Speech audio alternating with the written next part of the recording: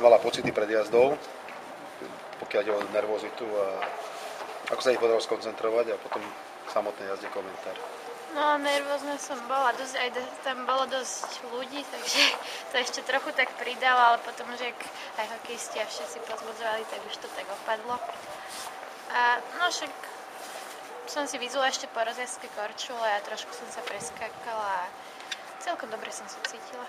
Po tom úvodnom páde som si myslela, že už z toho nič nebude, ale potom som sa trochu dala dokopy a už som bola v pohode. Neviem vôbec, ale už aj včera na tréningu som si to musela točiť, lebo tam už mi niečo, proste sa mi šmýkala tam korčula a proste ma zhodilo z hrany, ale neviem, či tam bola rýha, alebo som na petu moc. Aký je to pocit byť medailistka z olympijského festivalu mládeže? Super pocit. Je to najcennejší výsledok kariéry? Áno.